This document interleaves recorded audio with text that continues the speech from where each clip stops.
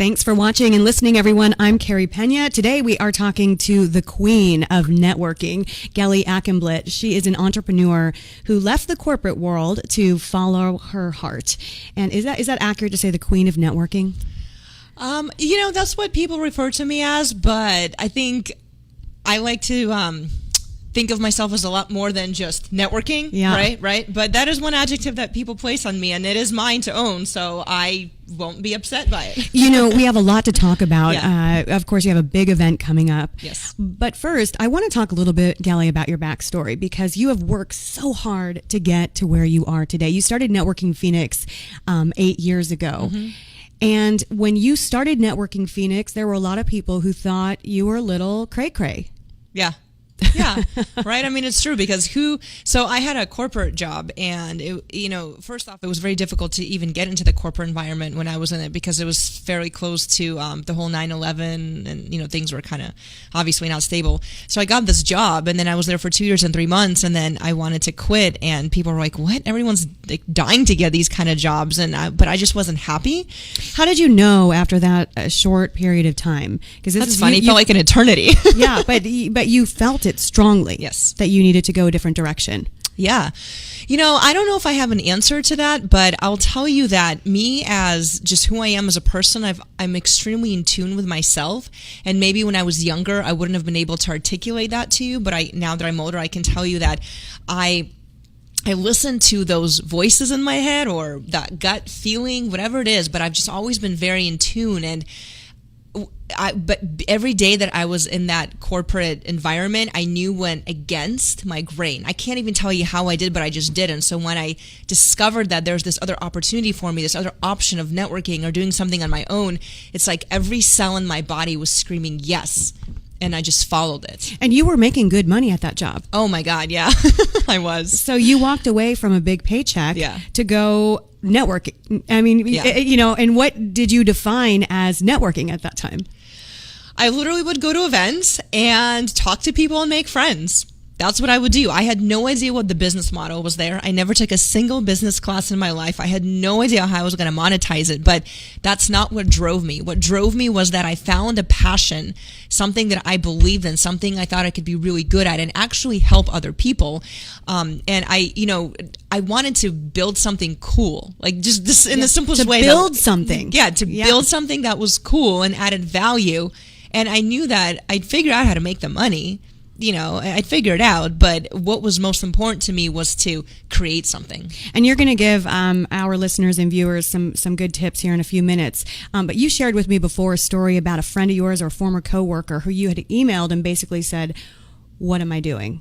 And she emailed you back something, and you told me this story about a year ago, and it always stuck with me because it was such an amazing piece of advice she gave you. Share with the listeners and viewers what she said. Yeah, and I'll tell you, such an amazing piece of advice that I actually named my TED Talk after that piece of advice. Yes. But so yeah, she was a friend of mine, and I emailed her and I said, Karen, this is it. I'm quitting. It's sink or swim. And she replied back and she said, "Gelie, don't be silly. You're gonna fly." I just think that's a friend right there. Yeah. She believed in you. Yeah. But you have a lot of grit. You're not a person who's fearful. You came to this country at the age of 8, correct? 8, yep. And tell us a little bit more about your backstory and your family. So we are Soviet Jews, right? And back in '89, everything was communist, and the Soviet Union wasn't. I mean, they don't really like Jewish people. I don't know if I can be PC about it, but that's just how it is. And so we literally were political refugees coming out of the former Soviet Union, and we were coming out of the Soviet Union with an Israeli visa because we had a lot of relatives in Israel. But once we got out of the Soviet Union, we went to Austria, and in Austria we had to prove to the U.S. Embassy that we are refugees and we want to come to the U.S. And so we did that, and obviously shortening the process for you. And then the next step was we went to Italy, and we kind of had to do the same thing, and they let us go through. But we didn't have any family in the United States. So when they asked us, "Where do you want to go?" We heard that San Diego was nice, so we asked for San Diego, and as a cruel joke, they sent us to Phoenix, Arizona. I'm kidding, not a cruel joke. But what happened at that time, unbeknownst to us, the Jewish community here in Phoenix opened up a fund to sponsor 50 Russian Jewish, not families, but people, and help them, get on their feet here. Because there weren't any Soviet Jews here. And we just literally happened to be the first family that came in under the sponsorship fund. And so when we landed in New York, somebody came up to my mom, and this lady's like, I'm looking for the Akhenblit family. And my mom's thinking, who's looking for me in New York? And but it turned out, she said, we're from the Arizona Republic, and we're here to follow your story. So cool. Was it Karina Bland? Do you remember? I don't remember. Okay. No. My mom probably does, but I don't. I remember the photographer, his name was Michael. Yeah. That's what I remember, because I could just remember that. But so there were two photographers and the reporter. So we got on the plane, came to Arizona, and we're walking off the plane, and it was unreal. It was like the red carpet, and every single media station, every newspaper, every TV station, lights, cameras, balloons. I mean, it was incredible. It was a big deal. It was a big deal. Yeah. And it's like, okay, we've arrived. Here we are. Yeah. But how many refugees get that kind of a welcome to the United States? You know what strikes me about the story, too, is just how the community embraced you. Mm-hmm. And I wonder, Gelie, if that's sort of how your DNA then brought you to where you are today, because you are outgoing, you connect with people. When you come into a country, you don't speak English, you don't know what to expect, you're scared, and then you get off the plane and you have this welcome, warm community mm-hmm. there to support you. Mm-hmm. You feel like that's how the world is going to work, that we will support one another. Right.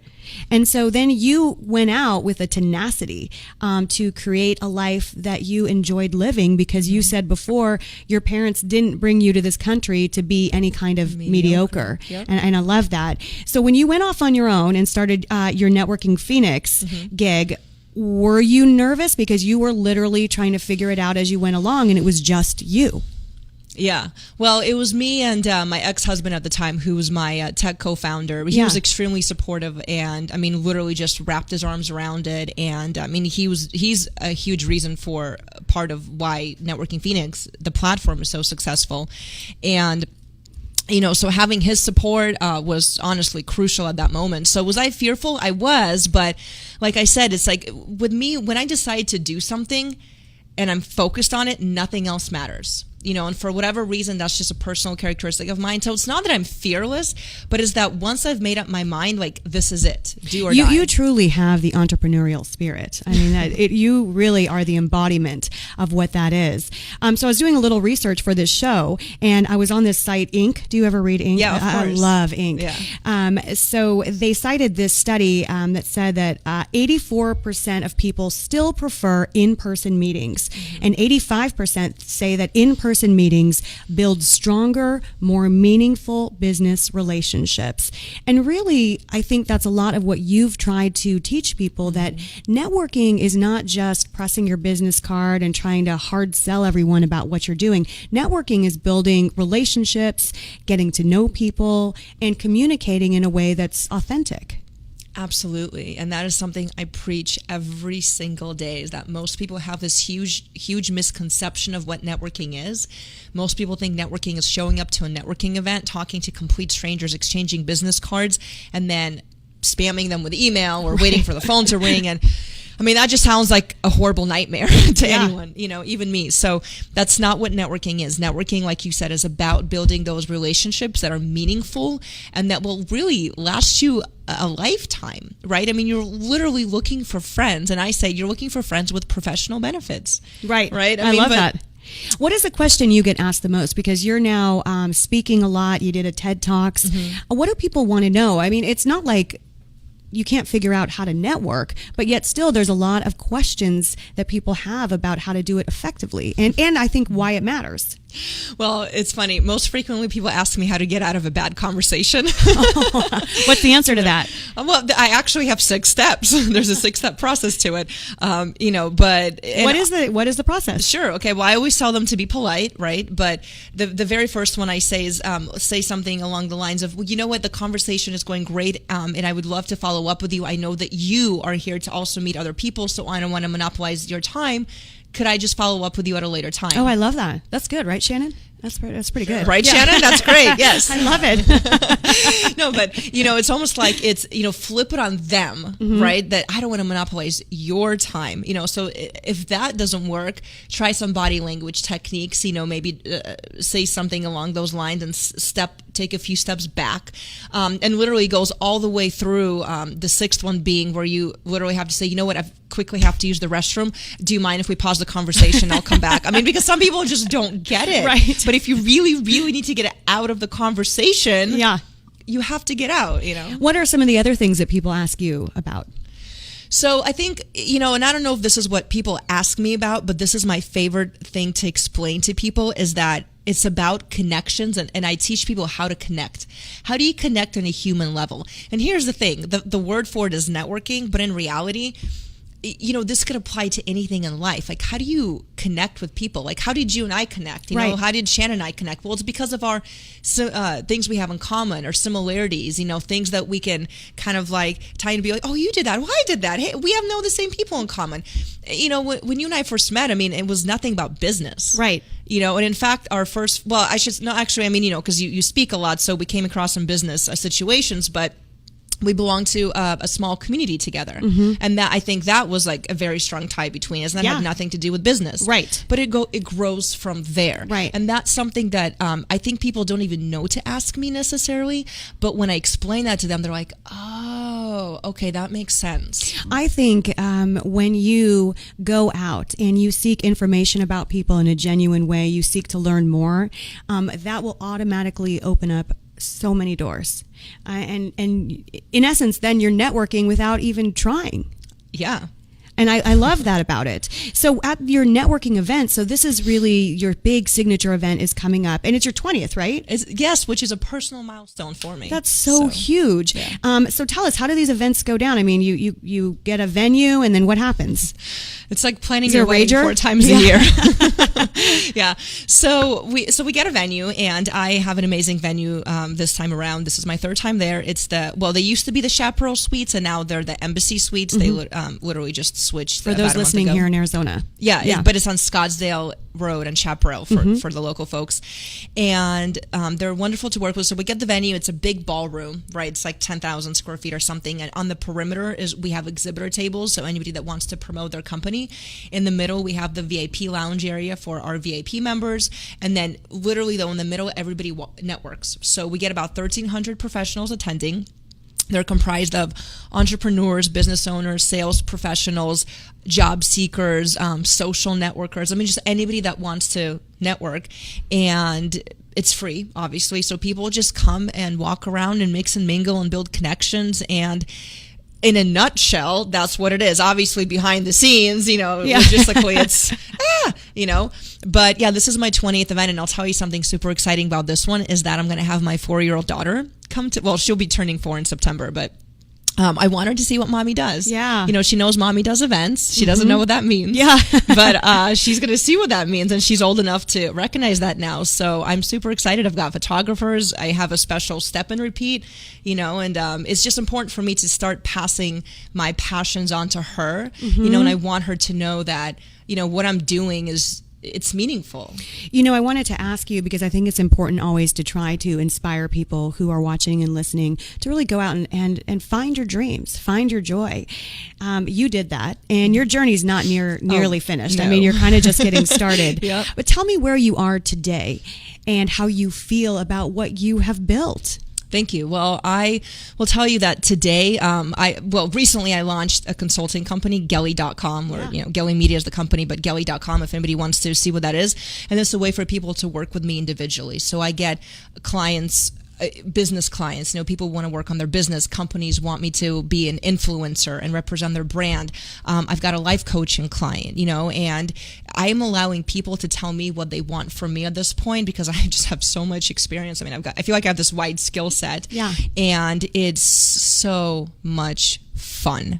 Yeah. So much fun. So I've got networking on the networking platform, but I'm building out this whole Gelie brand, and it's fun. And, at each stage of this, you are evolving. So what is your best advice for people to push past any fear that they might have about evolving in their own life?